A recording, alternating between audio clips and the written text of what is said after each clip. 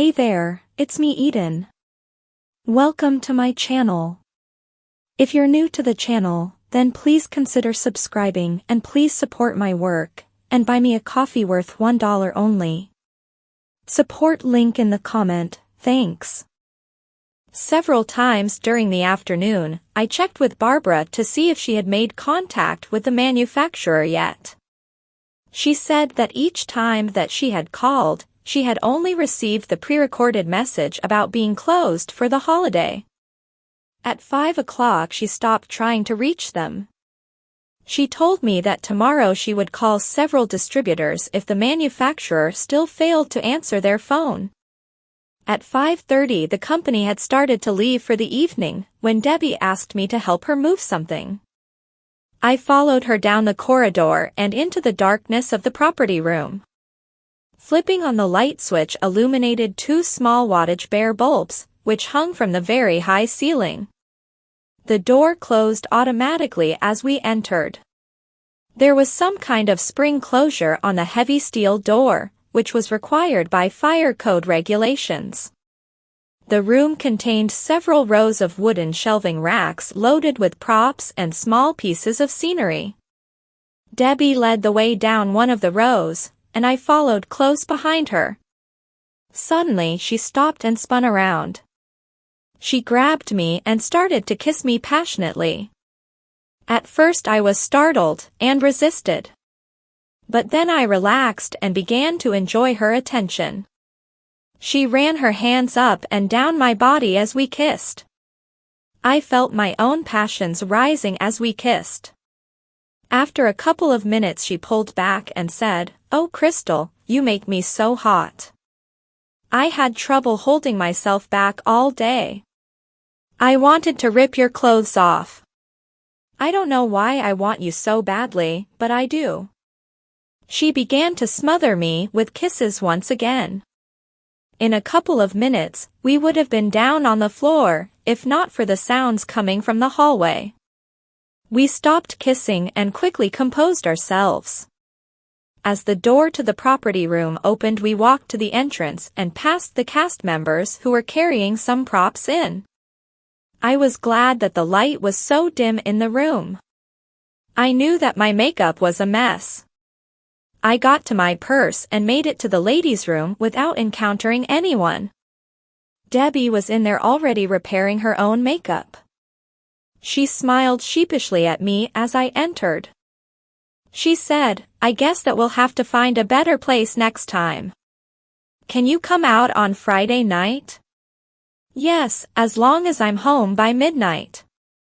"Great, I'll pick you up at 7:30. "Okay. It's a date. Do you need a ride home?" "I have a car." "I'd love one." "Let's go." We had both finished repairing our makeup and we left the theater. Debbie's car was a small Toyota that her folks had given to her on her last birthday. We drove out of the parking lot behind the theater and headed towards my house. When we reached my house, Debbie leaned over and kissed me on the lips. "See you tomorrow, Crystal." "Good night, Debbie." "Thanks for the ride home." I got out of the car and walked to the house. Debbie was still watching me as I turned the handle on the front door. I smiled and waved as I opened the door. Debbie waved back and drove away. Inside the house, Mom and Aunt Jessica were making dinner. I joined them in the kitchen and started to make a salad. I had just started to tell them about my day when Carol came in. Carol said, "Crystal, you're home." I called the theater but nobody answered. I just got here. I was one of the last ones to leave. Mr. Tucker made me the script girl and assistant to the director. I was pretty busy all day. The production opens in a week and a half. I was hoping that you could make it to Heather's house. We had a lot of fun. Do you want to go to the mall with us after dinner? I'd love to, sis. Great, Sherry and Heather will be over in about an hour. Okay. Carol pitched in and we were ready to eat dinner in 10 minutes. After dinner, Carol and I cleaned up while Mom made a pot of tea. We all sat down after the kitchen was cleaned to enjoy the tea. I said, "Mom, this tea tastes a little bitter. Is it old or something?" "No, sweetheart. I just bought it." "Does anyone else find it bitter?" Aunt Jessica and Carol both shook their heads. "Just add a little more sugar, dear. I hope that you're not coming down with something. Let me feel your head." "No, you don't feel hot." The front doorbell rang as we finished our tea.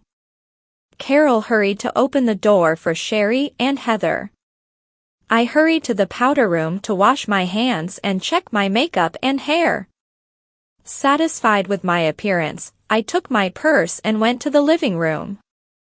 I had known Sherry and Heather for a long time as Carrie, and I had met them in my role as Crystal when I was at Robin Webber's party on Sunday. We greeted each other and cheek-kissed. Then we all went out to Sherry's car and drove to the mall. We only had several hours before the mall closed, but that didn't matter. We walked around the mall common area between the stores and walked into any of the stores that interested us. We tried on clothes and shoes, and scanned all of the jewelry counters. Sherry bought a pair of shoes and a skirt. Heather bought some perfume and a belt. Carol bought 2 pairs of earrings. I didn't have any money, but I tried on a lot of clothes anyway. Most of the clothes fit me better than the clothes of Carol's that I had been wearing. I wished that I had some money so that I could have purchased some. But Mom was right, I shouldn't waste money on clothes that I would only be using for a few more days. But that didn't stop me from having a fun time with the other girls. On the way home we stopped for some ice cream. We sat at a table and placed our orders. I ordered a small dish of mocha chocolate chip while Carol ordered her favorite, double chocolate, and Heather and Sherry ordered cookies and cream. Several boys stopped by as we waited for our ice cream. I recognized them from the party the other night and they remembered me. Within minutes they had joined us at the table. One of the boys, Brad, sat close to me and kept moving in closer every few minutes. The boys invited us to go with them to a party at a friend's house. We thanked them but declined. When we finished our ice cream we said goodbye to the boys and left. They were clearly disappointed that we had refused their offer to party. Sherry dropped us off at the house and continued on to Heather's. Mom and Aunt Jessica were watching TV when we came in. We sat and watched with them for a little while until the news came on. Then Carol and I went upstairs. She helped me to undress and loosened my corset an inch. I unzipped her dress and she went to her bedroom. I was really tired but I had to remove my makeup and wash my underthings before going to bed. When I finally climbed into bed, I felt exhausted and I was asleep in minutes. Please like and subscribe for the next part and visit my Patreon page for early access. Patreon.com/Eden07. Link in the comment. Thanks.